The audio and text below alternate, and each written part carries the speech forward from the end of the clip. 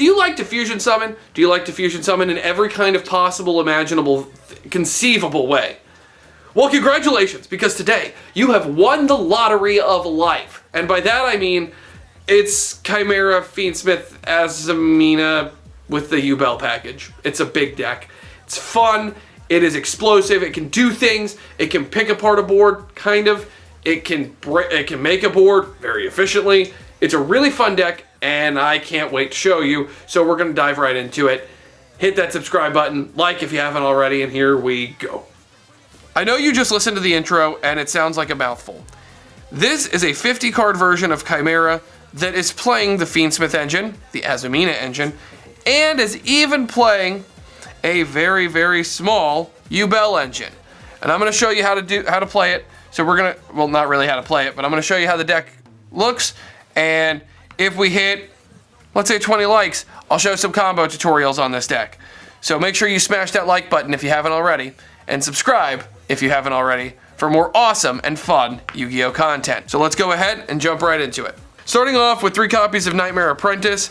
This is one of the main starters of the whole deck. If you open almost nothing else in Engine, this card can get you to the Chimera package, which naturally bridges to the Fiendsmith engine, which is incredible. So this card's an incredible card, being able to freely summon. 3 copies of Gazelle, the King of Mythical Claws. This card's an incredible normal summon. It is basically the only normal summon you really want in the deck. There is another one, which is Mirror Sword Knight, which we'll get to. But when it's sent to the graveyard as fusion material, you're able to add an illusion monster from your deck to your hand. So these two kind of just like bounce each other around to be able to get illusion monsters in rotation, which is important for the deck. 3 copies of Mirror Sword Knight. So this one is not a once per turn in the graveyard effect where it can banish itself to negate a monster effect on field, but it can also tribute itself from the field to summon a Gazelle or a Big Wing Baphomet from the deck. So really strong.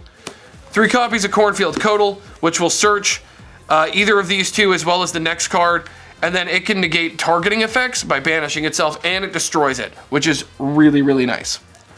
We are also playing 1 copy of the Big Wing Baphomet. It's very good. Being able to add both, you will almost never use its effect to add both, like to summon on summon, but there are times where it does come in.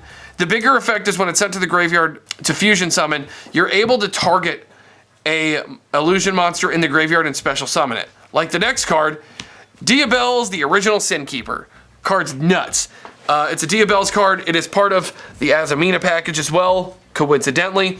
But it is a very good card. You play it because it's an illusion monster that you can freely summon to make big guys. We are also playing 2 copies of Chimera Fusion. That is the entirety of the Chimera package.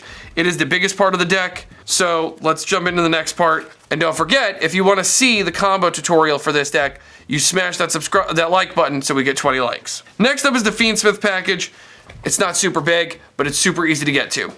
We start off with 2 copies of Fiendsmith Engraver, 1 Lacrima, the Crimson Tears, 1 Fabled Lurie, 1 Fiendsmith Tract, as well as 1 copy of Evil Hero Sinister Necrom, 1 copy of Evil Hero Adusted Gold, and 1 copy of Dark Fusion. The reason we play these is Necrom can get you into Adusted Gold for free off of just having Gazelle in hand. The Gazelle equals a full combo that can end on a board with multiple interruptions, which is awesome. Next up, the Azaminas. It's very concise. We're playing 3 copies of Diabellstar the Black Witch, 3 copies of Wanted, 1 copy of Deception, and 1 copy of the Hallowed Azamina. That's it. It's the whole engine. It's very consistent, it's very solid, and your whole goal is to just be able to get 1 Omni Negate out of it. The rest of it is just to draw engine and to be able to recycle. Next up is the Yubels. We are playing 1 Yubel, 1 Spirit of Yubel, and 3 Nightmare Throne. That is it. It's all you need. The Nightmare Throne is here as I activate Nightmare Throne, destroy Spirit, Spirit will summon Yubel, you have free link material, a free high level Fiend on field, so you can fusion summon with it, and then you can make your Spirit of Yubel early on in your combo to protect your board, which is really nice. Next up is the supplemental package.